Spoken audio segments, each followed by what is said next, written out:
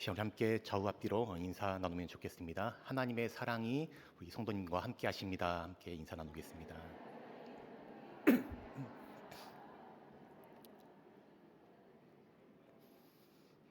하나님의 사랑이 오늘 이 자리에 함께 예배하러 자리에 나오신 우리 모두에게 가득 임하시는 역사가 있기를 간절히 소망합니다. 그리스도인의 생활에 있어서 매우 중요한 이 필수적인 것 가운데 하나가 바로 이 기도이죠.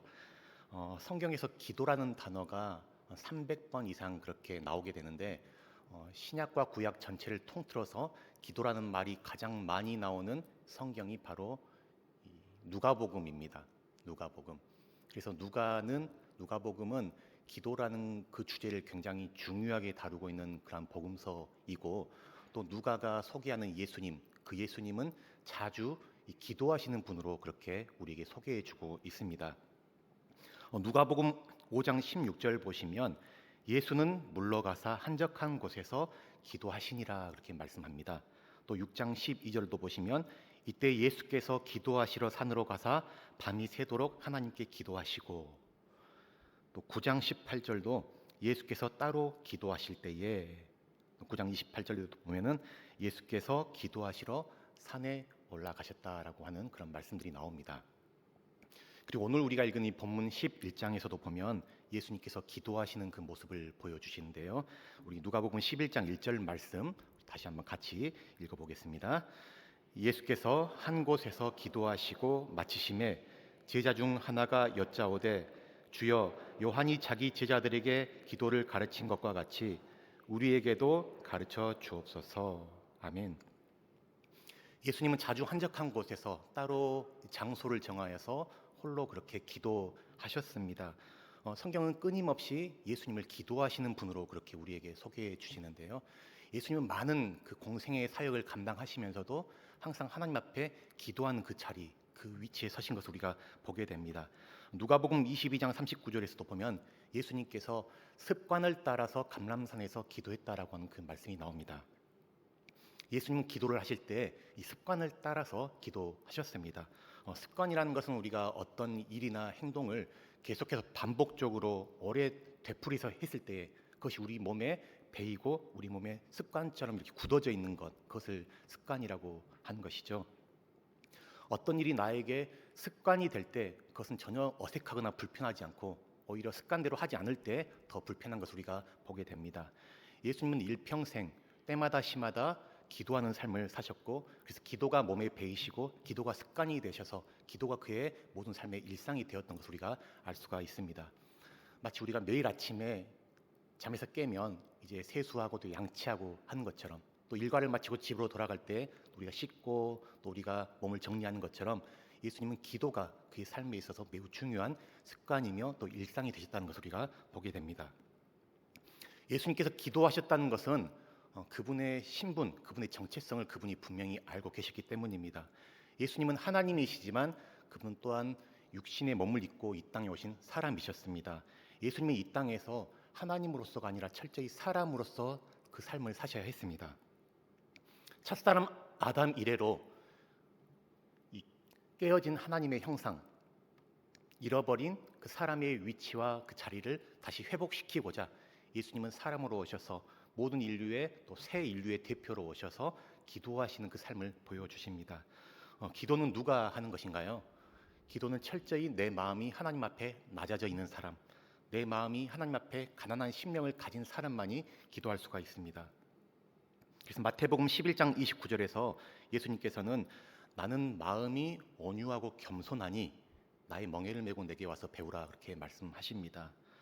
예수님께서 기도하기를 힘쓰신 것, 그것은 사람이 하나님과 독립되어서 하나님과 분리되어서 자신의 힘과 자기의 어떤 열심과 자기가 가진 어떤 그런 이 자원을 가지고 애쓰며 살아가는 그러한 존재가 아니고, 사람은 철저히 하나님과 연결되어서 하나님을 의존하며 사는 그러한 존재라는 사실을 주님은 가르쳐주고 계십니다.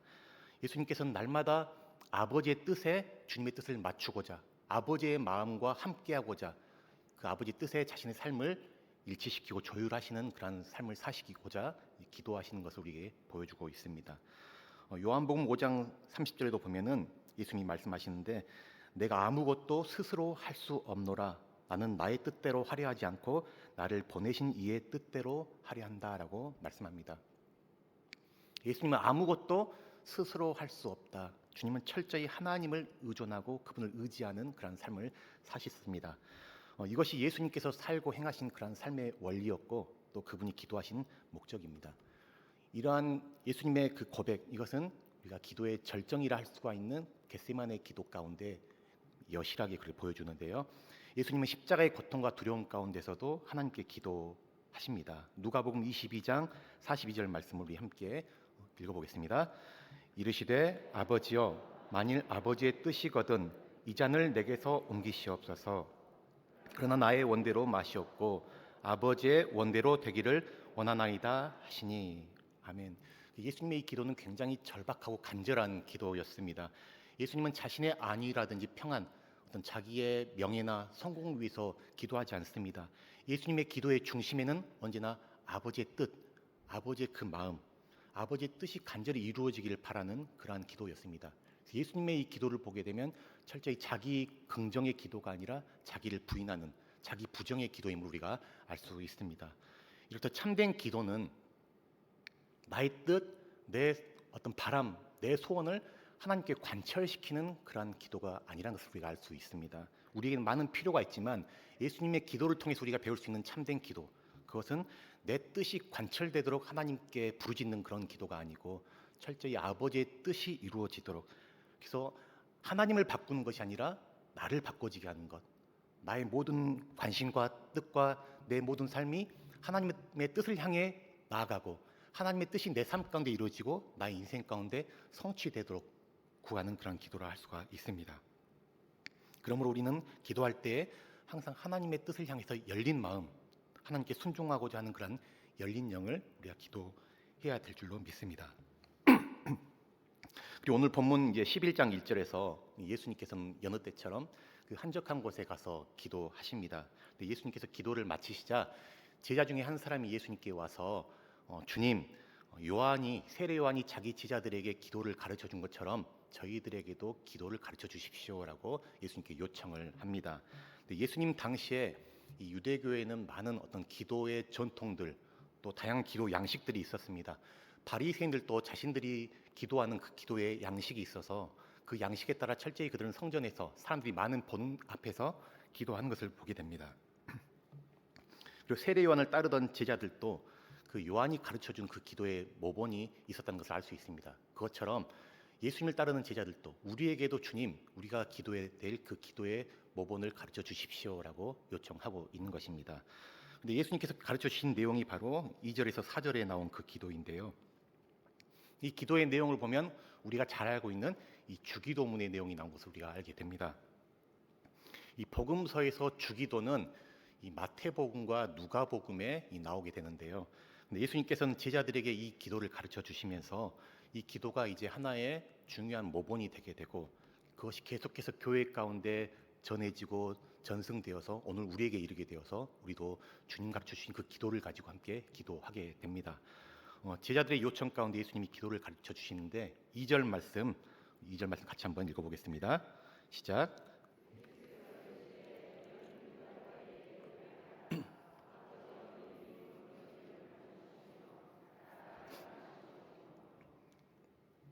예수님이 너희는 이렇게 기도하라, 기도할 때 이렇게 하라라고 하시면서 가장 먼저 가르쳐 주시는 것이 아버지여, 아버지의 이름이 거룩히 여김을 받으십시오라고 그렇게 우리 기도를 가르쳐 주시죠. 예수님은 하나님을 아버지로 부르도록 그렇게 말씀하십니다. 당시에 그 유대인들은 이 하나님의 이름을 감히 함부로 부르지 못했습니다. 혹여라도 그 여호와 이름을 망령되이 일컫다가 큰 화를 당할까봐 그들은 노심초사했습니다. 구약 성경을 읽다가 여호와, 그 하나님의 이름이 나오게 되면 감히 그 이름을 부르지 못하고 하나님을 대신해서 주님이라고 하는 아도나이라고 하는 그 표현으로 대체해서 부를 만큼 이 유대인들은 하나님의 이름을, 거룩한 그 이름을 부르기를 두려워하고 함부로 입에 올리지 못했습니다. 그런 하나님을 매우 친근한 표현인 아버지, 그 아버지로 부르도록 그렇게 주님은 가르쳐 주십니다. 아버지가 누구인가요? 아버지는 자녀들을 사랑으로 돌보고 양육하고 자녀들의 필요를 공급하고 채우는 그러한 보호자가 됩니다. 예수님은 하나님이 우리의 아버지가 되신다. 우리의 형편, 자녀들의 상황을 세밀히 아시고 자녀들의 필요를 아시고 그래서 그것들을 채워주시고 돌보시고 인도해 주시는 우리의 보호자, 우리의 아버지가 되신다고 그렇게 가르쳐 주십니다. 그러니 그 하나님을 신뢰하고 아버지 되신 하나님의 그 성품을 믿으며 그분께 기도하라라고 그렇게 말씀해 주시죠. 특별히 누가복음에서 누가복음에서 아버지는 죄 많은 허물투성인 그 아들, 그 패역한 아들까지도 사랑하는 그러한 분으로 묘사됩니다. 누가복음 15장에 나오는 탕자의 비유를 보게 되면 탕자는 아버지의 재산을 가지고 다 탕진해 버리죠. 그리고는 비참한 가운데 처하면서 스스로 자기를 돌아보면서 나는 아버지의 자녀라 불릴 자격이 없다라고 그가 스스로 고백하게 됩니다. 그때 아버지는 그 아들을 향해서 아니라는 겁니다. 그래도 너는 내 사랑하는 아들이다. 나는 한 번도 내 마음 가운데 너를 지운 적이 없고 잊은 적이 없다 라고 하면서 그 아버지는 그 만신창이가 된 그 아들을 꼭 껴안아 주시고 눈물을 닦아 주시고 손에 가락지를 껴주고 좋은 옷을 입히시고 큰 잔치를 베풀어 주시는 사랑 많고 인정 많은 그러한 은혜가 풍성한 아버지이심을 우리에게 보여줍니다. 우리는 하나님께 나아갈 자격이 없고 어떤 내가 가진 조건과 배경과 힘과 능력 가지고 하나님께 나아갈 수 있는 사람은 아무도 없는 것이죠. 하나님께 감히 구할 자격 없는 죄인들인 우리지만 하나님은 크신 사랑과 긍휼로 우리를 품으시고 안으시고 우리를 오래 기다려주시고 참아주시고 그리고 당신의 사랑으로 우리를 이끌어주시는 그러한 우리의 아버지가 되신 분이십니다. 그러므로 우리의 기도의 대상은 분명합니다. 우리가 기도하는 기도의 대상은 우리가 지성이면 감천이라는 식으로 우리가 열심히 저 높이 있는 어떤 크고 위대한 신을 감동시켜서 그분으로부터 어떤 것들을 받아내는 그런 것이 아니고 우리는 한없는 긍휼과 사랑으로 우리를 사랑하시는 그 하나님 아버지, 우리를 향해서 항상 두 팔 펄리고 우리를 기다리시고 안아주시는 그 아버지께 우리가 기도하는 것이죠. 예수님은 우리에게 기도를 가르쳐 주시는데 기도의 우선순위를 말씀하십니다. 먼저 아버지의 이름이 거룩히 여김 받으시며 아버지의 나라가 오게 하시며 그러니까 아버지의 나라, 아버지의 이름, 하나님에 대한 것을 먼저 구하게 하신 다음에 그리고 이제 이 땅 가운데 우리에게 필요한 것들 3절에 우리에게 날마다 일용할 양식을 주시옵고 우리의 필요한 일용할 양식을 구하는 기도를 하게 하신 것을 볼 수가 있습니다. 일용할 양식, 그러니까 먹고 사는 문제 참 매우 실제적이고 중요한 그런 문제이죠. 먹고 사는 문제로 인한 염려들, 또 미래가 불투명하고 생존해 가야 되는 어떤 그런 이 먹고 사는 문제, 이것에 대한 염려는 우리의 마음의 숨통을 조여오게 하는 그러한 이 요소가 되죠. 그런데 하나님께서는 이 먹고 사는 문제, 내 힘으로 어떻게 먹고 살고 또 이 세상을 헤쳐가야 될지 막막할 때가 많고 또 많은 근심과 염려가 우리 마음에 어두운 그림자를 들이게 하지만 하나님께서는 그 먹고 사는 문제, 일용할 그 양식, 너가 너의 생명을 책임지려 하지 말고 너가 너의 양식을 위해 애쓰려 그렇게 수고하고 무거운 짐을 지지 말고 너의 아버지께 그 수고하고 무거운 짐을 내어 맡기라는 것이에요. 오늘 있다가 내일 아궁이에 던져지는 저 들풀도 하나님께서 먹이시고 입히시는 것을 보지 못하느냐, 하물며 하늘에 계신 너희 아버지가 당신의 자녀들을 줄이게 하시겠느냐라는 것을 말씀해 주십니다. 일생 동안에 그 5만 번 이상 그 기도 응답을 받았다고 하는 그 조지 뮬러, 여러분 잘 아시는 이 조지 뮬러의 유명한 일화가 있는데요. 뮬러는 19세기 영국에서 살았던 그 사람입니다. 고아원 5개를 설립해서 10,000명 이상 되는 그 고아들을 돌보았던 이 고아들의 아버지라고 할 수가 있습니다. 한 번은 엄청난 이 폭우가 쏟아지던 아침이었어요. 그 당시 매우 가난하고 어렵던 시절이었기 때문에 고아원에 이 먹을 것이 떨어져서 고아들과 함께 이 빈 상에 식탁에 둘러앉아서 함께 하나님께 기도드립니다. 하나님이 우리의 아버지가 되시기 때문에 당신의 이 불쌍한 자녀들, 고아들을 절대 굶주리게 하지 않을 것이다. 그런 간절한 믿음을 가지고 아이들과 함께 기도하게 되죠. 그런데 기도가 막 끝날 즈음에 갑자기 고아원 앞에 이 시끄러운 소리가 들리더니 마차 한 대가 도착했습니다. 그 마차에 보니까 막 구운 이 따끈따끈한 빵과 신선한 우유가 가득 있었던 것이에요. 어떻게 된 일인가 한번 알아봤더니 인근에 있는 공장에서 오늘 직원들 야유회를 가기 위해서 많은 빵과 우유를 준비했는데 큰 폭우가 내린 바람에 야유회가 취소되어서 고아원에 가져오게 됐다 하는 것을 이제 말했습니다. 그러니까 뮬러는 그의 생애 가운데 5만 번 이상 수없이 많은 시마다 때마다 당신의 자녀들을 세밀하게 먹이시고 입히시고 돌보시는 그 하나님, 그 아버지의 손길을 깊이 경험하고 그 많은 간증들을 하는 것을 우리가 볼 수가 있습니다.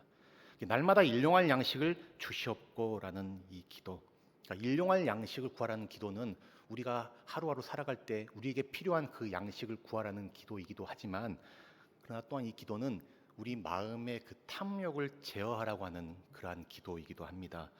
일용할 양식에 감사할 줄 모르고 만족할 줄 모르는 인간의 탐욕, 우리의 탐욕과 욕심은 채워도 끝이 없는 그러한 것인데, 하나님께서는 더 많이 가지려고, 더 많이 얻고, 더 많은 것들을 소유하려고, 그래서 그 내가 가진 것, 내가 소유한 것을 통해서 내가 안정감을 찾고 거기서 내가 평안을 누리려고 하는 그 물질을 의지하는 그러한 마음이 아니라, 철저히 우리가 의지해야 될 대상은 나의 소유나 나의 물질이 아니고 하나님이시라는 사실을 기억하고 바라보게 하기 위해서 일용할 양식을 구하라는 기도를 하게 하시죠. 이스라엘 백성들이 아무것도 없는, 아무것도 보장되지 않는 그 광야 가운데 그들이 걸어가게 될 때에 광야에서 날마다 하늘로부터 공급해 주시는 하나님의 만나, 그들이 그 만나를 먹고 하나님의 은혜로 우리가 산다는 것을 기억하게 했던 것처럼, 우리가 진정 바라보고 살아야 될 대상, 우리에게 많은 현실적인 필요가 있지만 그것이 우리를 살게 하는 것이 아니고 정말 우리를 살게 하신 분은 바로 하나님, 그분이시라는 사실을 기억하고 늘 되새기도록 하기 위해서 하나님은 일용할 양식을 구하라고 그렇게 말씀하십니다. 그리고는 이제 죄의 용서에 관한 말씀도 하시고 시험에 들지 않게 기도하라 말씀하고 계시죠. 이것은 우리가 얼마나 연약하고 시험에 넘어지기 쉬운 자들인지를 우리로 하여금 깨닫게 합니다. 선줄로 생각하는 자는 넘어질까 조심하라. 우리는 다 연약하고 우리가 믿음이란 것이 주님의 은혜가 붙들어 주셔야만이 우리가 그 믿음도 우리가 간직할 수가 있는 것 같습니다. 우리가 늘 작은 일에도 금세 넘어지기 쉽고 또 시험 들기 쉬운 우리인데, 주님은 그래서 너의 연약함을 알고 주님 앞에 악에 빠지지 않도록, 시험에 들지 않도록, 또 죄에서 용서함 받도록 그렇게 기도하라 말씀해 주시죠. 마태복음에서는 이 주기도가 위치해 있는 그 위치가 이 산상수훈의 중심부에 위치해 있습니다. 마태복음 5장에서 7장까지가 산상수훈, 마태복음의 핵심이 되는 그 내용이 이 산상수훈에 담겨 있는데, 그 산상수훈의 이 중심에 바로 이 주기도가 있습니다. 그래서 주님께서 가르쳐 주신 그 산상수훈, 그 귀한 진리들을 실제적으로 우리가 실천하고 그것을 우리가 생활할 수 있는 그 근거, 그 능력의 근원이 바로 이 기도, 주님께서 가르쳐 주신 그 기도에 있다는 것을 우리에게 알려줍니다. 그런데 이 누가복음은 11장 1절부터 13절에 주님께서 기도에 관한 말씀을 가르쳐 주시면서 그 중심에 하나의 비유를 그렇게 소개해주고 있습니다. 주님께서 주기도를 가르쳐 주신 다음에 바로 이어서 하나의 비유를 말씀하시는데, 이것은 이 비유 속에 주님이 기도에 대해 가르쳐 주는 매우 중요한 그 진리가 있음을 이야기해 줍니다.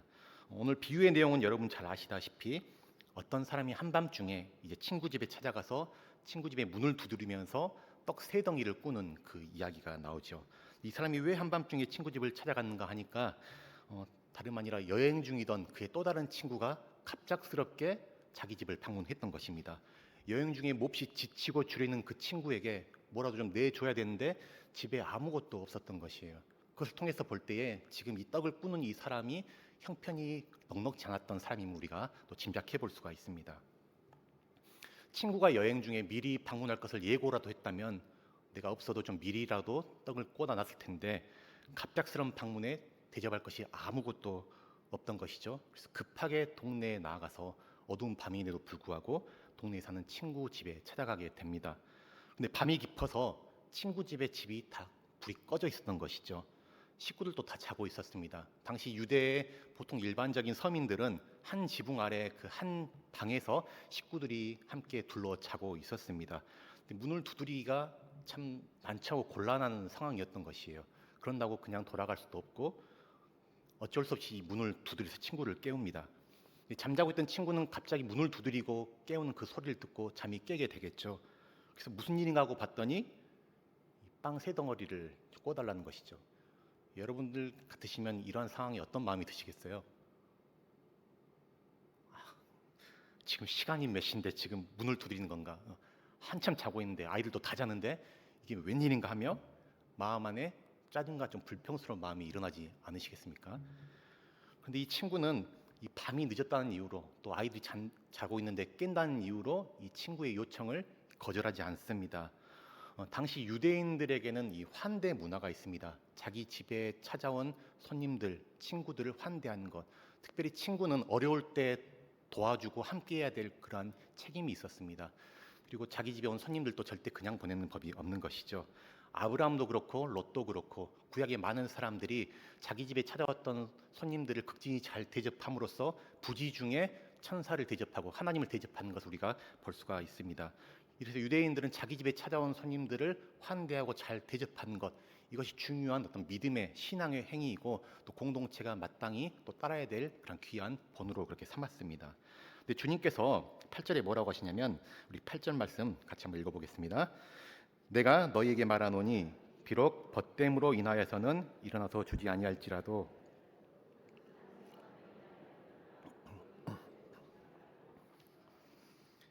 늦은 시간 그 문을 두드린 친구의 요구 가운데 벗됨으로 인해서 그 친구됨으로 인해서는 주지 않을지라도 그 간청함을 인해서는 그가 준다라고 그렇게 말씀하고 계시죠.